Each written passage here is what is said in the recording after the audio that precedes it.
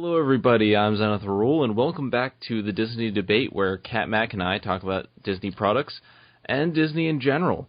So, how's it going today, Kat? I be doing good, me matey. Very good indeed, Yarg, there be a very good wind in the sails today, methinks. And now says for I. a spot of rum. In case you're wondering why we're engaging in pirate talk today, we have a very special Disney movie to talk about. You may have heard of it, called Treasure Island. Mm-hmm. It was a film that came out in 1950, and it was the very first live-action Disney movie, completely live-action, no animation involved. And not only that, it was also the first movie they did that was in complete Technicolor. Also, this film was pretty well received. It was the sixth most popular movie at the British box office in 1950. Now, personally, I wasn't born back then, so I don't know how it was at the box office premiere, but I have to say this movie is actually pretty good. I would agree. I mean, I've seen better adaptations since then. Because, I mean, for me personally, they kind of try to follow the book really close, and the thing with the book is it's a bit slow at times, because sort of like with J.R. Tolkien, like Robert Louis Stevenson likes to get into detail and everything, and that kind of takes up a lot of a lot of the time and everything. So the pacing's a bit but for the most part, I did enjoy it. Mm-hmm. Now, for those of you who've been living under a rock for the past few years and haven't heard of Treasure Island, it's basically a book about a young man named Jim Hawkins who is working at an inn, and he finds out that one of the people he's working who is staying at the inn is a pirate captain called Captain Billy Bones, and he used to sail under Captain Flynn. And when Billy Bones is killed, Jim Hawkins is given a treasure map, and so they go off on an adventure to find this treasure on Treasure Island, aptly named title. Mm-hmm. But along the way, they're assaulted by other members of Captain Flynn's old crew, namely Captain Long John Silver, and he and his band of pirates try to capture the treasure. And now, I haven't read the book in a long time. I can't really speak for how well written it was or how, the story was. But for its time, it was really well received as a book. And that's probably a lot of the reason why this film adaptation was as well received as it was back in the 1950s. Because it does, for its part, it does seem to follow the book to a T, sometimes to its detriment. I agree, because, like I said, I've seen more recent adaptations, and, well, with this case, the pacing really is lacking. Because, I mean, it takes them a good, 25 minutes before they get on the boat? Mm-hmm. Where in other movies, they're on it, I think, 10 minutes after the movie starts? Because the whole big adventure takes place both on the ship and on the island. But strangely, in this version, a lot of stuff happens on land in England before they even set sail. And now, in other versions that I've seen, like Muppet Treasure Island, it does take them a little bit of while to get to the boat. But the thing about Muppet Treasure Island is it's all about the comedic value. And there's actually a lot of action just in the tavern scenes leading up to the ship. In this version, it's just, you see Blind Pew, and he gives the black spot to Captain Billy Bones, and then Black Dog comes and he kills Billy Bones. That's the really only action sequence in the beginning of the film. There's no, tavern fight, there's no big brawls, it's just kind of, it's very dull. Well, not really, I don't know if dull is the right word for it, it's not engaging. Yeah, it's not as engaging as, say, okay, well, we have pirates assaulting the inn, and they want to find the treasure map. It's just, okay, one pirate comes, gives the black spot. Another pirate comes, kills Billy Bones. There's not really much of a struggle. So it's not as good as it could have been in terms of getting you interested into the story. Right. I mean, of course, once they, mention the treasure map, because, that's the big drive for this whole movie, is that this is a treasure hunt. People like treasure hunts. But for the most part, up until they get to the island, it's pretty much, more about the journey rather than the search. And honestly, I can spot the big problem right here of why this doesn't work in terms of, in terms of engagement, because, okay, Jim Hawkins is supposed to be this person who yearns for adventure. He's supposed to be like this young boy who wants to go out and make a name for himself. He doesn't really enjoy his life. That's how it's supposed to be. But in this adaptation, I believe they cast Jim Hawkins way too young, because he seems like a boy of maybe 7 or 8 in this version. Yeah, probably 10 at the oldest. Mm-hmm. And that just seems too young for me, because in other adaptations that I've seen, Jim Hawkins is a teenager, and that's the perfect age, for him to feel resentment, to feel, angst, and to want to go out and prove himself, to want adventure, and to not want to stay in his boring life, which is, common for a Disney protagonist. In this version, he isn't out for adventure. In fact, even when he gets the map, he's not the one that goes to Squire Trelawney and says, "Hey, I found this treasure map." It was just they found it in his care, and they're just like, "Hey, this is a treasure map that pirates used to have." It's the adults who make the decision to go out and get the treasure, and not Jim Hawkins. Yeah, he's pretty much just along for the ride. Because I think he's also interested in seeing what the treasure looks like, because, working at an inn, he probably doesn't see that much, gold and riches and everything. But for the most part, he really doesn't have any ambition to, really go out and get this. He just, is like, oh, a bunch of adults are going out to find something, and they want me to come along. Okay, I guess I got nothing better to do. I'll go with them. And even when he's on the ship, he's like a cabin boy. He exists to do the bidding of either Long John Silver or, Squire Trelawney and the Captain.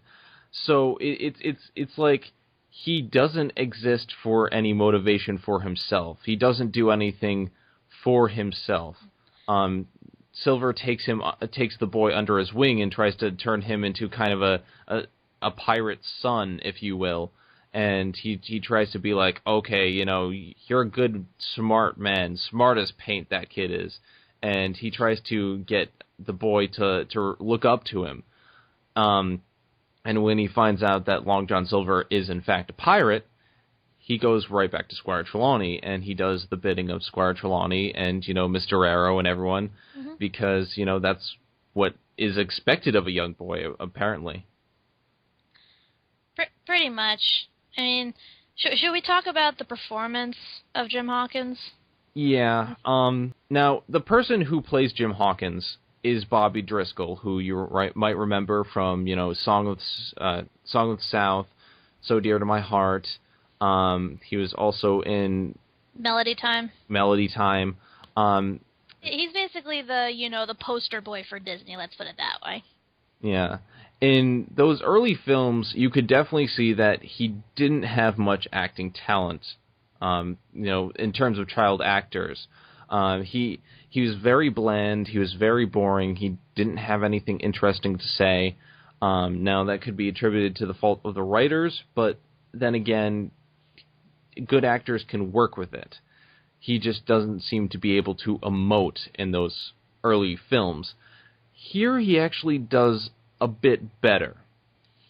Right. His, having been in a few films, both good and bad since then, he obviously, learned from some of his mistakes. So he actually does, try to be sort of like the child character that, that kids can relate to when they're watching this.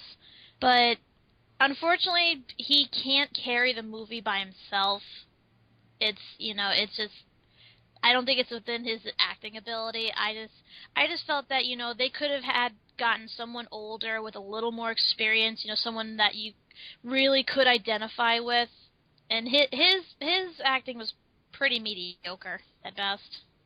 Yeah, I mean, a lot of this is lost when we take into account the age of the character and the acting ability of Bobby Driscoll. You can see that there's kind of a lacking, because the whole big thing about this film, beyond just the treasure, is the relationship between Long John Silver and Jim Hawkins. That's kind of the driving central force of the film, because they're supposed to have somewhat a father-son relationship, and yet at the same time kind of a student-mentor relationship, like partners in crime almost, until the point where he finds out that, you know, Long John Silver is a pirate. And that goes back to the age difference. You know, if he was older and he found out Long John Silver was a pirate, he would have more drive to stop Silver. And that's what we see in other adaptations. Right, right. And also, the thing I think that kind of drew them together was the fact that Jim Hawkins was, you know, a young teenager, almost an adult, who was, you know, coming of age, you know, wanted to get out of where he was, you know, find out who he was and everything. And he finds that in Long John Silver, who acts younger than he does, because, you know, he's basically a renegade on the run from the law. And he's out, you know, for his own means, and of course to pillage, plunder, and have fun, and that's what Jim is, and that's what kind of draws them to each other, and that they're so much alike. And here, I really don't feel that Jim and Silver really are that similar, you know, or really connect like they should. It's more than just on-screen chemistry, because they don't really have the best chemistry on screen either. But I think a lot of it comes to the fact, you know, they don't have anything in common. They don't have anything that, you know, really sets them together besides the fact that, oh, he wants to take this boy under his wing and show him the ropes. And Bobby Driscoll is eager to appease everyone. And I mean everyone. He just goes along with it. He gets handed a gun in one scene, and he's just like, oh, thank you. You know, like, don't shoot your eye out, kid. It's almost comical at a certain point to think that, you know, some of these things were allowed back in the day. Yeah, that brings another issue is, you know, in the fact that they should have had an older actor, is the fact that they have this kid doing a lot of things that a kid should not be doing.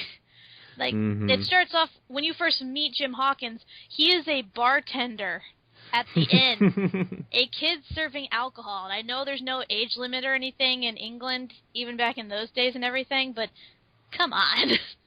Also, his mother is never shown in the picture. You know, he mentions her, but she's never around, so she can't supervise him, you know, pouring alcohol. And doesn't he have alcohol at one point? I'm not sure. Well, he originally says that, you know, he never drinks rum because apparently it smells bad to him, but at the same time he mentioned that his mother will add rum to her cooking in order to make the flavor really pop out.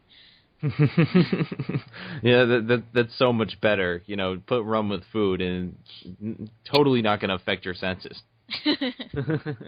So, yeah, they have him doing that, and then they have him loading guns at one point. And I know they did have kids, like, back in the war days, you know, go out and fetch, like, bullets and weapons that were lying on the ground from dead soldiers. But still. And plus, once the adults find out that, you know, Long John Silver is a pirate and is planning to commit a mutiny, they encourage him to stay buddies with him. They're telling a young child to continue hanging out with the deadly cutthroat pirate. Yeah, even after they know that he's deadly. And, you know, seconds later, when George Merry, who we'll talk about in a bit, he totally, like, betrays the pirates, and Long John Silver has to think on his feet. He uses the child as a hostage. He points a gun to his head, and it's like 5 seconds later, oh, maybe this wasn't a good idea. You think? So yeah, that's kind of our issue with, you know, the whole Jim Hawkins thing going on in this. It's just, Mm-hmm. like I said, I like the character when I read about him in the book, and I like him in later adaptations. You know, if you have a good writer, you can make Jim Hawkins be a really complex character, and you could, you know, make a really good coming of age story, and you know, a good sort of like father-son relationship between him and Silver. And in this case, I just feel that they didn't use that to their advantage. They just kind of kept it safe. And you could actually, like, in the right hands, using a younger actor like this could have worked. But then again, we run into the problems with Bobby Driscoll as an actor. Even though he is better in this, he's not perfect. And, you know, I don't think this was the best written script when it comes to Jim Hawkins on that hand. Mm-hmm. But when it comes to Long John Silver, he is the highlight of the film. Oh, no doubt. And he's played by an amazing actor, too. His name is Robert Newton. And if you ever wondered where the image of a pirate came from, where his voice, his mannerism, and everything, that all came from this guy. In fact, Robert Newton is called the patron saint of the annual International Talk Like a Pirate Day. Mm-hmm. Every pirate stereotype you can attribute to him. He has a parrot. He has the traditional, like, tri-cornered upturned hat, the pirate hat. He has, like, a very, like, winking eye, and he has really crazy-eyed expressions. Mm-hmm. He's really great with, like, facial expressions. He does that whole kind of, like, side-turned mouth sort of thing where they talk out of the corner of their mouth like a pirate. Right. And then he has that yar accent, like, I feel there's wind in the sails tonight, or something, you know, stuff like that. Also, he has one leg, so. Yeah, so like I said, every stereotype you've ever seen about a pirate, that is this guy. And he plays the role very, very well. So well, in fact, that he actually reprised it again in a later film, and they even based a whole TV series on him. Mm-hmm. And so, you know, this guy, like I said, he's probably the best actor in the film, and he got the accolades he deserved. You know, Disney kept him on, and, you know, that goes to show his ability. Mm-hmm. So, yeah, like, Disney kept him on, and it goes, like, I really thoroughly enjoyed every minute of his performance, because he has a certain passion to him. He seems to embody the role, like, put himself wholeheartedly into the role, and just, he loves it. He isn't afraid to, like, make some crazy eyes at people. He isn't afraid to go the extra mile to behave like this Long John Silver fellow. He is the character, and that's something I can say that's different from him, Bobby Driscoll. Driscoll kind of seems more like just a young newspaper, you know, one of those, like, kids in New York that sells newspapers, like Newsy. Yeah, like Jim kind of seems like a young Newsy, and he doesn't really feel like Jim Hawkins, but Newton is Long John Silver. Yeah, and definitely, like, he is needed for this role. Like, because the character of Long John Silver is actually a very complex one. Because true, he actually is the villain in the story in that he is able to charismatically fool everyone into believing that, you know, he's just a humble cook who wants to come along and, you know, just for a nice voyage and, you know, relive his old Navy days. But in truth, he's a former first mate of Captain Flint and wants to reclaim the treasure that he believes is rightfully his, and brings along all of his lackeys to help him do it. This should make him, you know, just a one-dimensional character, but at the same time, he becomes very attached to Jim Hawkins, who he sees as like a surrogate son. And he, you know, kind of teaches him his ways and everything, you know, helps him sort of discover who he is, what he's good at and everything, and, like, passes on wisdom he's learned throughout the years. So then by the time they actually do get to the island, instead of, you know, had he been just a heartless, bloodthirsty pirate, he would have just slit his throat right there. But instead, he goes out of his way to make sure that the kid stays alive, even going as far as to lie to his own crew just to make sure that he lives. There's a certain extra dimension to him, too. Like, he is villainous, but at the same time, you can see a very likable quality to him, and you can see that he has a certain code of honor or code of conduct about him. He's not afraid to manipulate his own crew or to manipulate, like, Squire Trelawney or Bobby Driscoll. He isn't afraid to manipulate them, but at the same time, he does have certain attachments, and he will go out of his way to help the people that he physically, the people that he really likes. There's one scene where Jim Hawkins gets stabbed, and so he crawls his way back to the island, and Newton finds him there, and he could have just left him to die because that's like one less obstacle, but he's like, no, he makes a truce with Squire Trelawney, and together they save the life of Jim Hawkins. And not only that, but he also found the treasure map that Hawkins had on him. Now, had he, retained his opportunistic ways, he could have just, kept the map and just, left the kid to die. Or continue to hold him hostage in order to draw out the rest of the officers in order to kill them.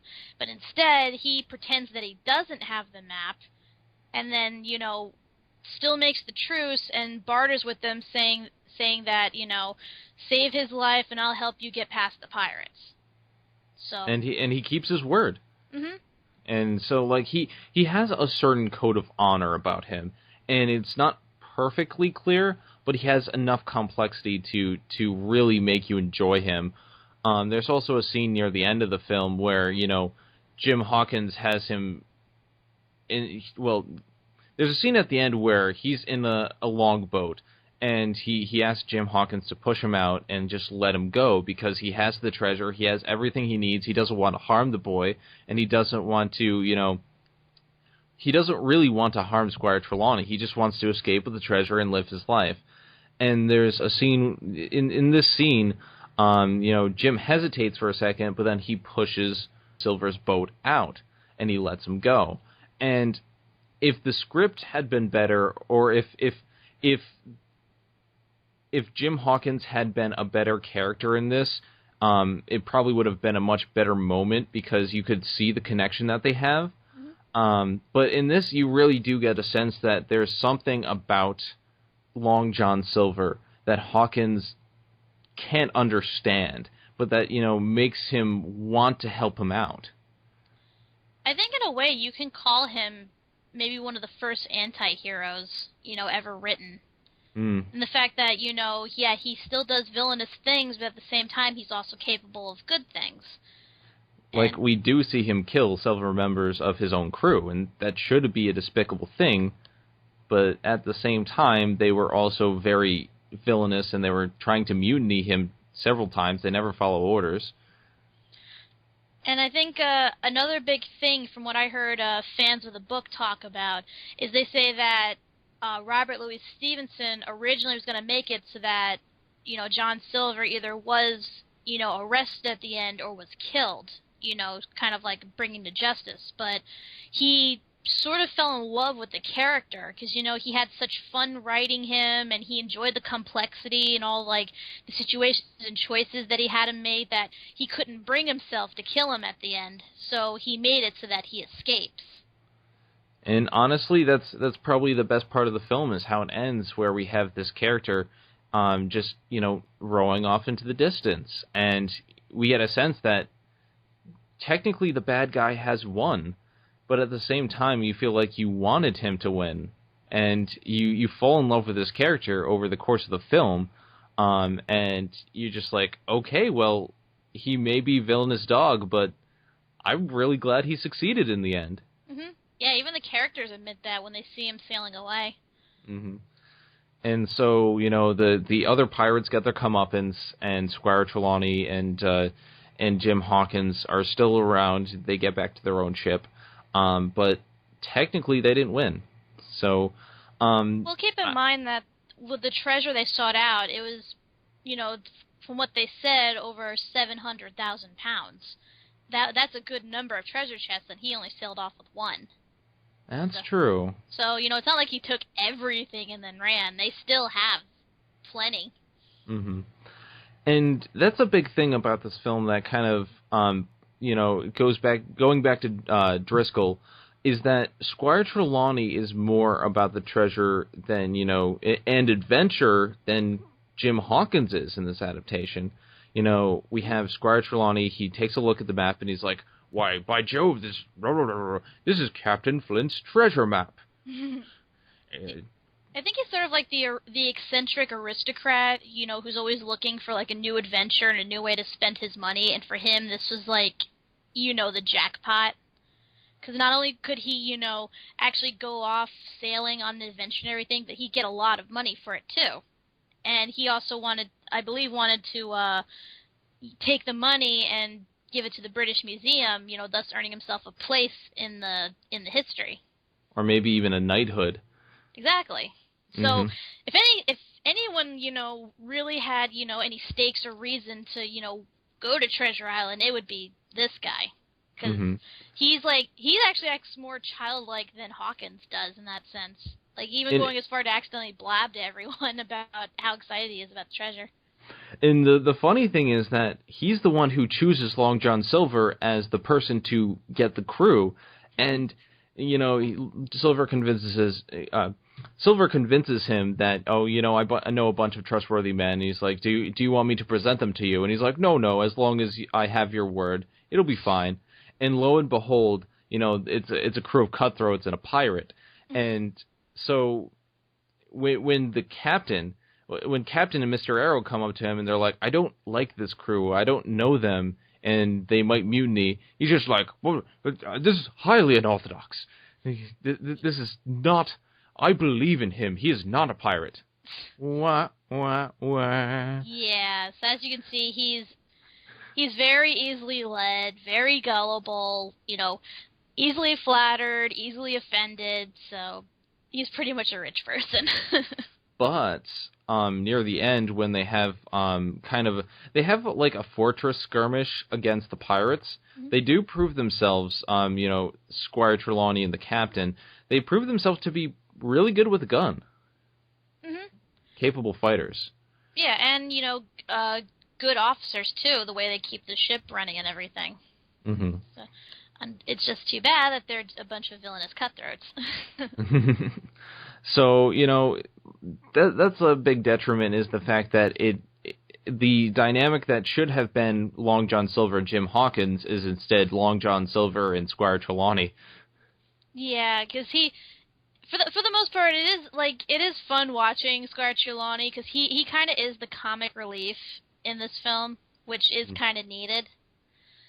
But as for the other two characters, because there's about three main good guys aside from Hawkins, there's Squire Trelawney, and then there's Dr. Livesey, who I personally don't think really belongs in this movie. Yeah, he doesn't do anything. Also, Mr. Arrow, in this version, he gets killed really early on. Yeah. And he doesn't do much. Like, Mr. Arrow, in a lot of the adaptations that I've seen, is like kind of the first mate of the entire ship. But here, there's a rainstorm, and Long John Silver gets him drunk with the recipe that Driscoll gives him, and when he's walking around on ship, it's implied that he gets pushed off deck by one of the crew members, and they just made it look like an accident.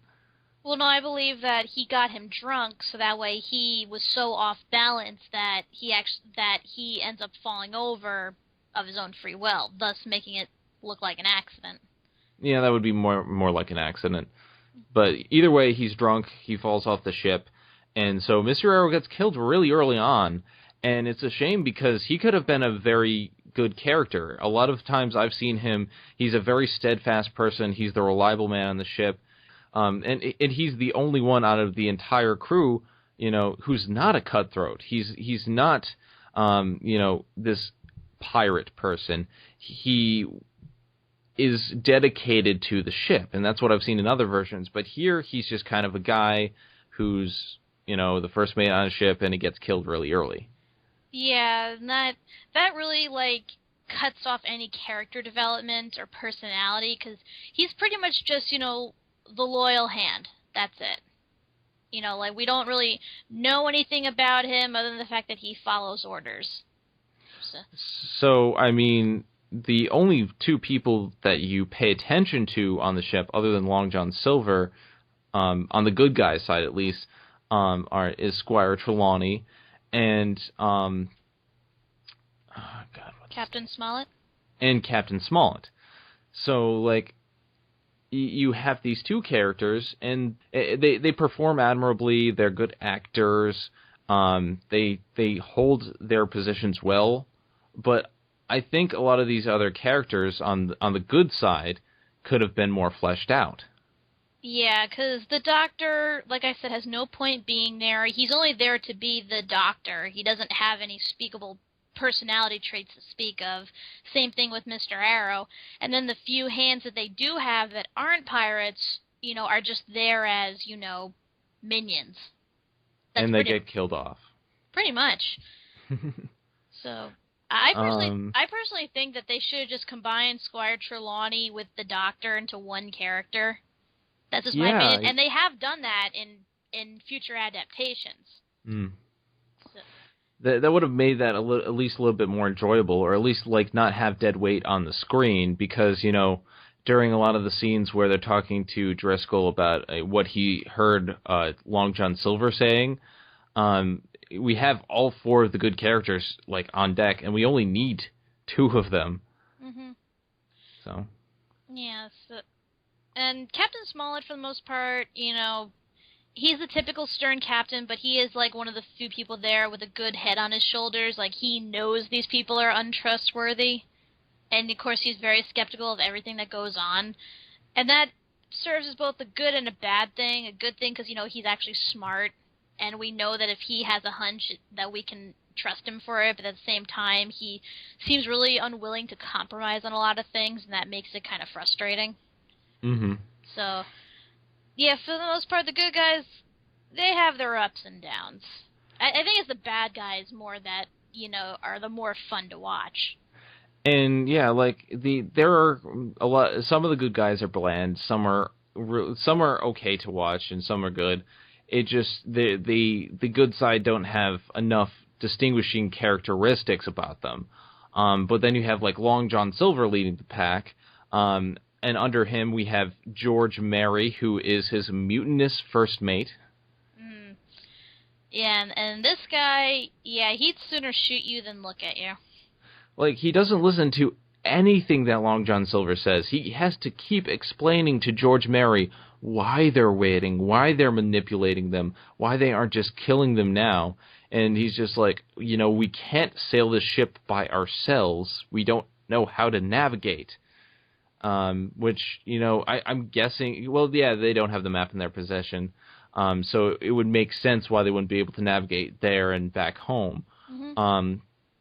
Also, it's much easier just to manipulate everyone, but George Merry's just like, but I want to commence with the killing. Yeah, he really has no sense of, foresight or anything like that. He doesn't realize what John Silver's ultimate plan is, and he pretty much just is, the type that, goes in head first, guns a-blazing. Mm-hmm. So it does kind of make him, a real generic, pirate villain, and the fact that all he wants to do is kill and plunder. But at the same time, it also makes him, like, really scary and a real obstacle to, like, get across, because you know that, given the time and place, this guy will kill you. And so the dynamic between Long John Silver and George Merry, like their constant fighting, is really enjoyable. And, every scene they have on screen together, you're rooting for Long John Silver because you can see that pirates get much worse than him. Oh, yeah, definitely. Because, like, just to see two opposites always butting heads all the time. And it's like you're looking at a smart pirate, you're looking at a dumb pirate, but at the same time, you can kind of see the side of either one because, at the same time, you're thinking, oh, true, we should wait out, but at the same time, nothing's really happening. I want to see, I want to see a fight. I want to see swords clashing and guns blazing and everything. But at the same time, you're thinking that, oh, but but we need to give the good guys some time to retaliate and everything. So, you're kind of going back and forth in the whole thing. And honestly, there's only really one big fight in the movie, and that's a gunfight. Mm-hmm. They bring swords to a gunfight.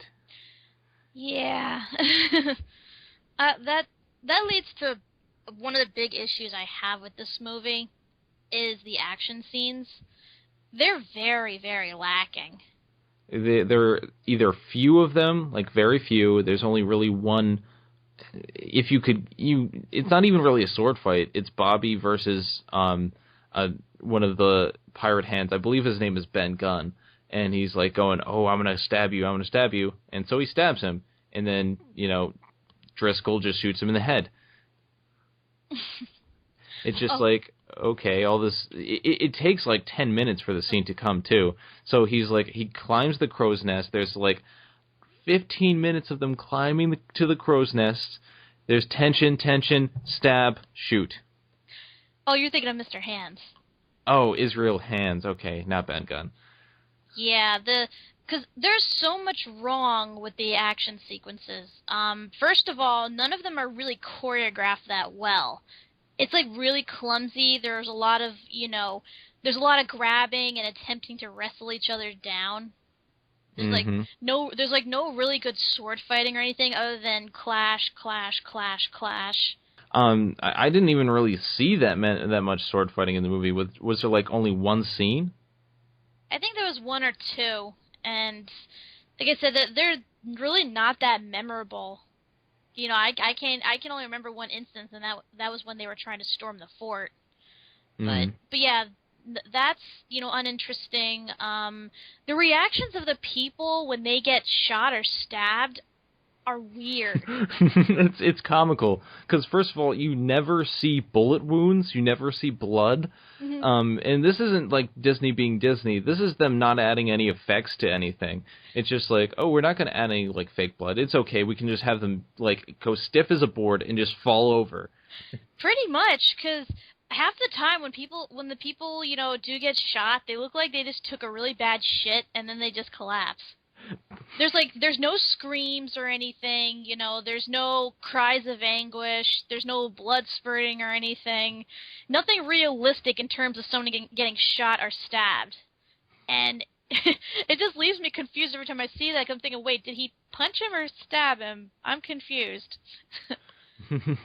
Did he just get hit by like a random disease? Like watch him like get bit by a spider in that moment and like not have gotten shot or something? Yeah, and another thing also lacking is the music. Yeah, that's a big problem. It's very generic.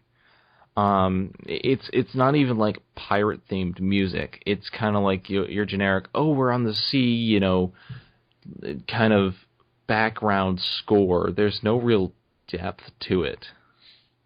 Yeah, and plus, the music at times, it's inappropriate. Like, during the battle scene where the pirates are trying to storm the fort where all the good guys are holding up, there is, like, action music and everything, but it repeats itself in an infinite loop. And it doesn't really have the same power. Like, I can't recognize it. Like, think about the great action movie scores. You remember the score to movies like, say, Lord of the Rings.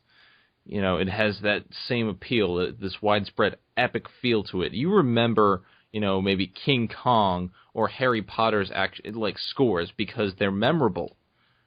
Here, it just seems like, okay, I'm on a Casio keyboard. Let's, do the same thing ad nauseum. Yeah, because what makes a good action music is that the music kind of, intensifies with the people fighting on scene. It stops briefly if someone, gets hurt. It escalates.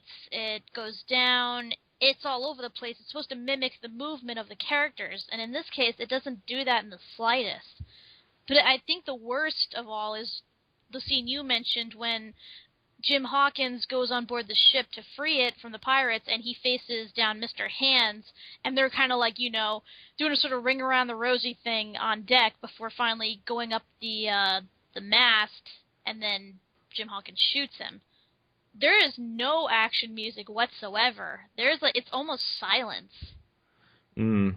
And another failing of the music is that in movies, what a lot of directors and the people who make musical scores will do is they do a thing called leitmotif.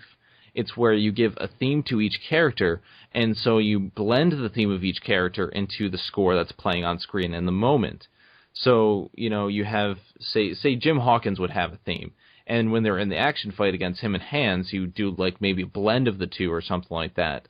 Mm-hmm. Instead of just, like, a generic sounding, or even nothing. Like, they just, it seems like they didn't know what they were doing in terms of scoring this film. And that is somewhat understandable, because this is their first live-action film. But on the other hand, they've written songs before. They've written songs for other films. Now, this seems like their first orchestral piece. This is their first time actually crafting music that doesn't have lyrics. Right. Because with Cinderella, I mean, they actually got it right.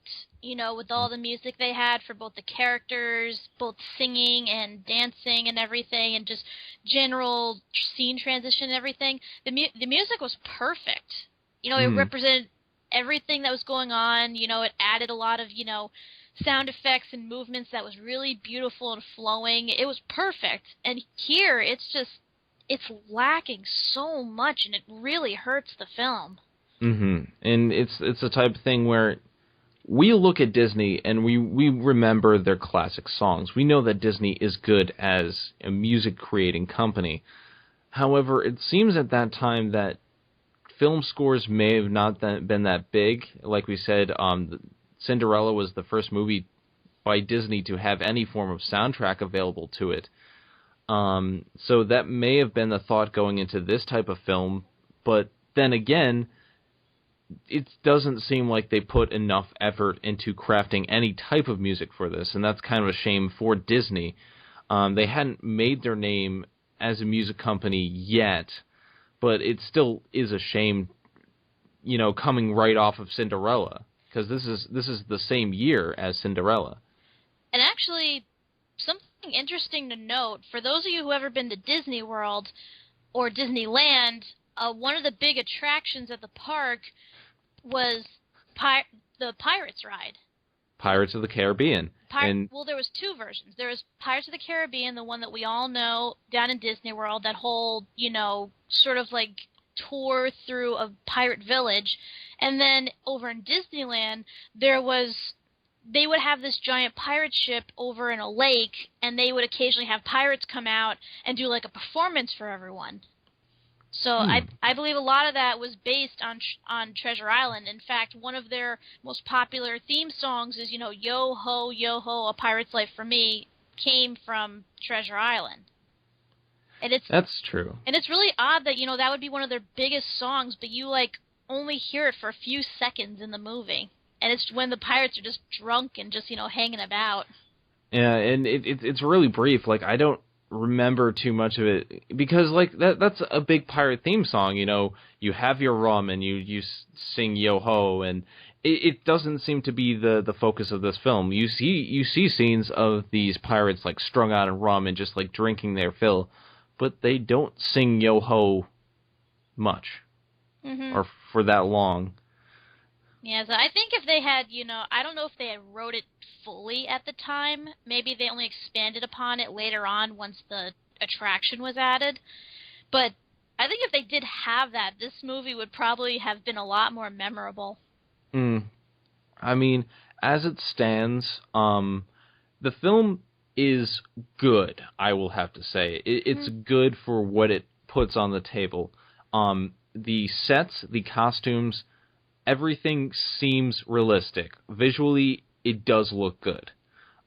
Except for a few scenes. I personally, just because I've worked on background scenery for, theater and everything, I can spot certain things. I did notice a couple of times that they did do recording you could tell they did recording on a live beach, and other times they just did it on a fake beach with a fake background. That's true. There were You can't times, tell. yeah, there were times where the sky, it was pretty obvious it was a painted on sky. With that being said, though, I do have to applaud the costume department and the visual appeal of it. It definitely looks like Treasure Island should for the time period at least. I agree. But I think another really big problem with this movie in terms of how it looks, film-wise, is the lighting. Oh yeah, that's another big problem that we forgot about. There are several scenes back to back that they either use day for night, which is never good. No. Or there are scenes where it's supposed to be day outside, but the ship is completely shadowed, and like 5 minutes later, it's bright daylight out. Like it just transitions, and it's still supposed to be the same hour of the day. Yeah, the lighting. I mean, I believe some of the scenes you're mentioning are supposed to take place either before sunrise or maybe at sunset. But the way the lighting is, you can't really see anything that's going on. Everything is just black or in shadow, and it's really bad. And it's not an artistic choice either. It's just something that happens. Right. I mean, I was thinking, half the time I was thinking that, my screen must be, off or something, my TV screen, I must turn up the contrast or something. But no, that's how it really is in the film. And it's just it doesn't work. 'Cause, I mean, when you have to really squint to look at what's going on in a film, something's wrong. So taking in all the problems and all the good points, what do you think of the film overall? I think for the time that it came out, it's pretty good. It probably is one of the most faithful and, and well done adaptations at the time. As for today, I think it could use a lot of touching up, maybe some editing. Because it just, like I said, there's been a lot, and I mean a lot, of readaptations later on that are much better than this, both pacing, acting, filmography-wise. So, for the most part, for what it is, it does a good job. It gets the story across, and to some point, it is enjoyable. But I wouldn't really rate it among any of my top favorites, nor would I really watch it on my own free will ever again. I have to somewhat agree. Now, I agree that for the time, this was a really faithful adaptation. I think it was a really well done film for the time, and they did what they could, especially for their first full live-action feature. It seems like a lot of effort was put into making this look and feel authentic, especially with Robert Newton as Long John Silver. Mm-hmm. He's amazing, as I said, in the role. He really sells the film, and he sells the time period that the film is in. The actors do their best, and the only detriment was Bobby Driscoll. But it does suffer from, first live-action film syndromes. Like back in, these were the days when film was just in its infancy, and colored film was still, not in its best. So, it has those problems. He has the problems of, they didn't use visual effects when they shoot people. They don't use a lot of effects there. They had the lighting problems we talked about. And, a few other things that we talked about earlier. Musically, it could have been much better. And, I think that's something that we cannot attribute to the fact that it's an early film. Yes, early films didn't, have soundtracks, but at the same time, I think Disney could have pulled something off. It seems more lazily put together than a product of the times. With all that being said, I did enjoy this film. And I'm surprising myself because I think I enjoyed it a little bit more than you, Kat, in the fact that I love Silver in this role, and there's so much piratey things going on between him and his crew that's enough for me to want to watch this. And I do consider this a Disney classic, even if I'd say it's a one-view classic where you can see it once, you can see how things were made in the early days, and then immediately afterwards go and watch Muppet Treasure Island because that's 10 times better. Yeah, I guess I will agree with that. I mean, no doubt, it is a classic. It was one of the first, and it does, have a place in Disney history. But, like you said, it's only a film I would probably see once, just to say that I saw it. Mm-hmm. Alright, so, enough of pirates. What is our next thing on the list to watch? Next, we have Alice in Wonderland. Alice in Wonderland. The movie that challenged my logic and nearly drove me insane. and this is a testament of Disney philosophy in the 50s. We start off with an animated feature to start off the decade, and then we have a live-action film to test out the waters and to see if they can actually produce a live-action film. Because, not really counting So Dear to My Heart, because even that had some animated elements, they really had never done something like Treasure Island before. And so now it's going back to, okay, next is an animated feature, then some more live action. And I think that was a really good formula for them, because if the live action film tanked, they can always rely on the animation sales because they knew their animation films did well. Mm-hmm. Yeah, definitely a good formula to go by. And actually, from what I heard, Alice in Wonderland was one of Walt Disney's personal, pet projects, sort of like Fantasia and Bambi was. It's a film that he really wanted to do, that he spent a lot of time and money on, and honestly, I think it really shows. I think Disney put a lot of work and effort into what he did. He put a little bit more work into the stuff he obsessed about, like Fantasia. He really pushed that film. Mm-hmm. I don't know how much involvement he had in Treasure Island, though. I know it's based on the book, and I know that he was, I'm pretty sure he read the book as a child, but I don't know how much input he had in Treasure Island's creation. Yeah, I could definitely tell the lack of, creativity and sort of that Disney magic that he usually likes to add. But then again, this is supposed to be a somewhat realistic, story written by somebody else. So, I mean, there's only so much you can do with it that won't piss off the fans. And this was at the time where the book was really in its popularity. This, I think this was like the same time period that like Journey to the Center of the Earth was like really big and stuff like that. Mm-hmm. Oh, I should also mention we are going to have a special guest star in our next podcast. Yay! Mm-hmm. And who is the special guest star? Well, you'll have to listen next time. Mm-hmm. But until then, this has been the Disney Debate for this week. If you have any comments, criticisms, suggestions, or Disney movie suggestions that you want us to talk about, please let us know at zenithrule.blip.tv. Or you can always follow us at twitter.com/zenithrule and twitter.com/EphraimTRabbit. Or if you don't like Twitter and you have a Facebook, because everyone has a Facebook, let's face it. Yeah. Funny. Linkara. You can follow us at facebook.com/zenithrule and facebook.com/Kat Mac, and you can check us out on our fan page at facebook.com/The Disney Debate. In the meantime, I am Kat Mac /EphraimTRabbit/Kat T Critic. And I am Zenith Rule. TTFN, ta-ta for now. Thank you for watching The Media Meltdown. Don't forget to like, comment, and subscribe for more awesome videos. And if you like what you see, show your support on the Patreon page at patreon.com/Media Meltdown. See you all next time on The Media Meltdown.